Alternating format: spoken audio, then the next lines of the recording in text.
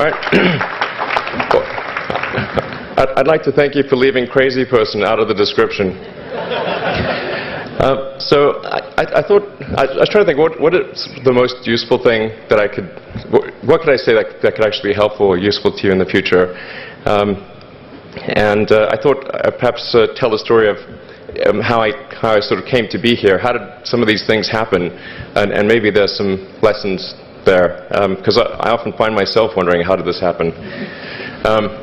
So when I was young, I didn't really know what I was going to do when I got older. People kept asking me, but then eventually I thought that the idea of inventing things would be really cool. And the reason I thought that was because I read a quote from Arthur C. Clarke, which said that a sufficiently advanced technology is indistinguishable from magic, and that's really true. If you go back, say 300 years, the things that we take for granted today would be you'd be burned at the stake for. Being able to fly, that's crazy. Being able to see over long distances, being able to communicate, having effectively with the internet a group mind of sorts, and having access to all the world's information instantly from almost anywhere on the earth. This is stuff that really would be magic, or would be considered magic in times past. In fact, I think it actually goes beyond that, because there are many things that we take for granted today that weren't even imagined in times past. They weren't even in the realm of magic. So it actually goes beyond that. So I thought, well, if I can do some of those things, basically if I can advance technology, then that's like magic, and that would be really cool. And I also had sort of a slight existential crisis, because I was trying to figure out what does it all mean? Like, what's the purpose of things?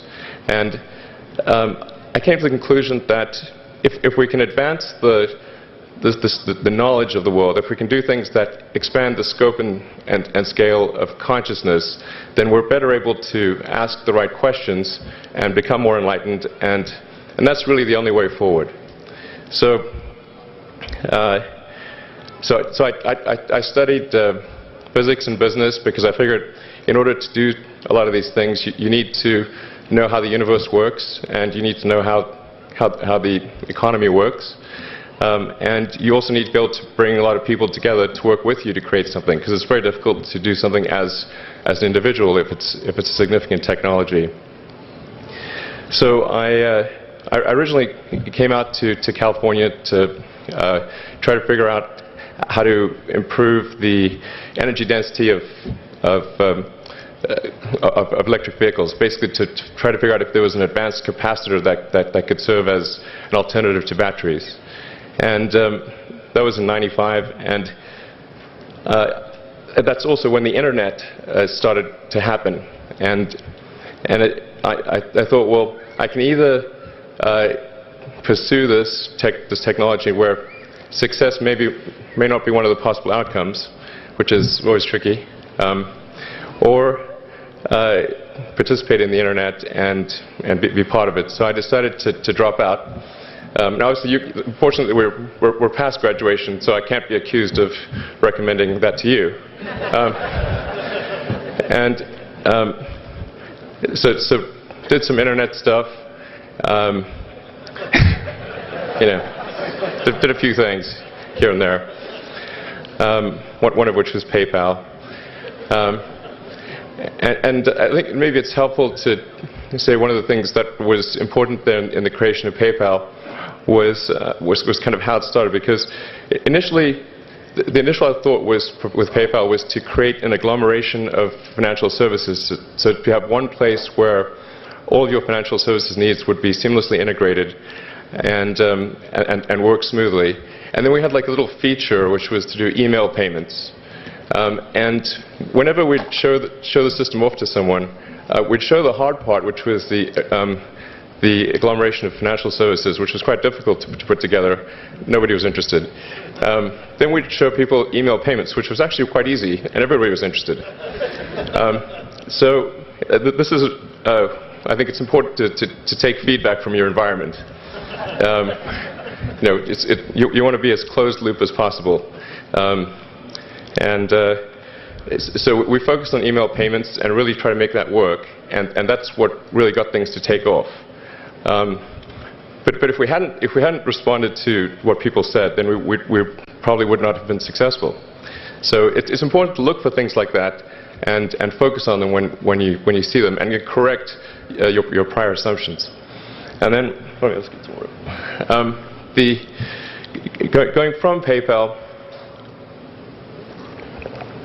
I thought, well, what are some of the other problems that are likely to most affect the future of humanity?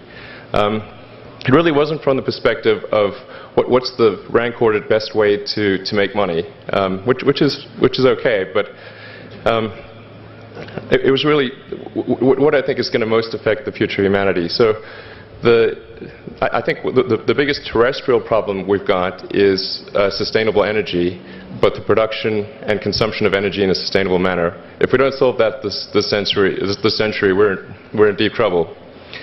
And then the other one being the extension of life beyond Earth to make life multiplanetary. So that's the basis for the latter is the basis for SpaceX, and the former is the basis for Tesla and Solar City. And when I started SpaceX, initially I thought that, well, there's no way one could possibly start a rocket company. I wasn't that crazy. But then I thought, well, what is a way to increase NASA's budget? That was actually my initial goal. So I thought, well, if we can do a low-cost mission to Mars, something called Mars Oasis, which would land seeds with seeds and dehydrated nutrient gel, and you hydrate them upon landing, and then you'd have this great sort of money shot of green plants on a red background, and the public tends to respond to precedents and superlatives, and this would be the first life on Mars, the furthest that life's ever traveled, as far as we know. And I thought, well, that would get people really excited, and therefore increase NASA's budget. So obviously, the financial outcome from such a mission would probably be zero. So anything better than that was on the upside. So I actually went to Russia 3 times to look at buying a refurbished ICBM. Because that was the best deal. And I can tell you it was very weird going there in late 2001, 2002, going to the Russian rocket forces and saying, I'd like to buy 2 of your biggest rockets, but you can keep the nuke. That's a lot more. And that was 10 years ago, I guess, so they thought I was crazy, but I did have money, so that was okay. And after making several trips to Russia, I came to the conclusion that actually my initial impression was wrong about because my initial thought was, well, that there's not enough will to explore and expand beyond Earth and have a Mars base and that kind of thing. But I came to the conclusion that was wrong. In fact, there's plenty of will, particularly in the United States, because the United States is a nation of explorers, of people who came here from other parts of the world. I think the United States is really a distillation of the spirit of human exploration. So, but if people think it's impossible, then, or it's going to completely break the federal budget, then they're not going to do it. So after my 3rd trip, I said, okay, well, what we really need to do here is try to solve the space transport problem, and started SpaceX. This was against the advice of pretty much everyone I talked to. One friend made me sit down and watch a bunch of videos of rockets blowing up. Let me tell you, he wasn't far wrong. It was tough going there in the beginning because I'd never built anything physical. I mean, I'd built like little model rockets as a kid and that kind of thing, but I'd never had a company that built anything physical. So I had to kind of figure out how to do all these things and bring together the right team of people.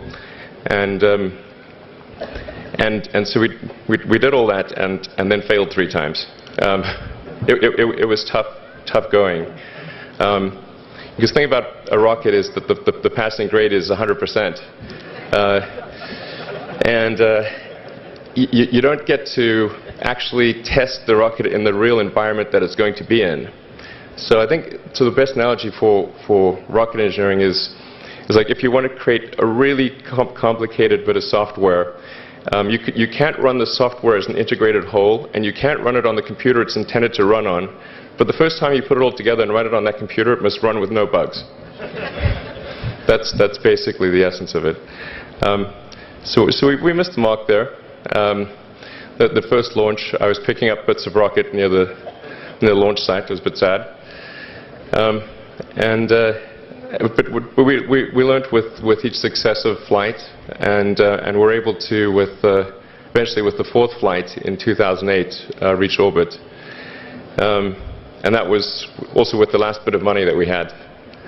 So thank goodness that happened. I think the saying is 4th time's the charm. So we got the Falcon 1 to orbit, and then began to scale that up to the Falcon 9, which is about an order of magnitude more thrust. It's around 1 million pounds of thrust, and we managed to get that to orbit, and then developed a Dragon spacecraft, which recently was able to dock and return to Earth from the space station. That was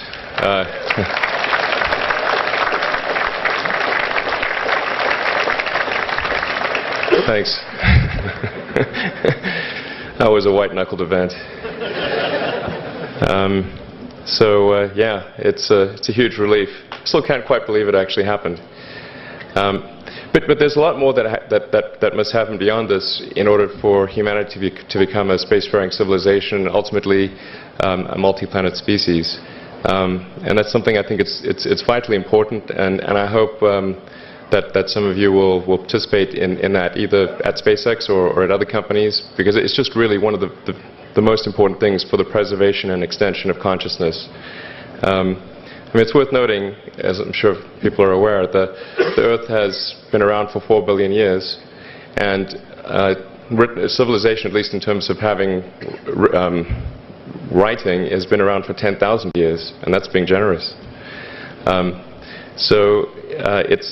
It's really somewhat of a tenuous existence that civilization and consciousness, as we know it, has been on Earth, and I think. I'm actually fairly optimistic about the future of Earth, so I don't want to sort of people to have the wrong impression that I think we're all about to die.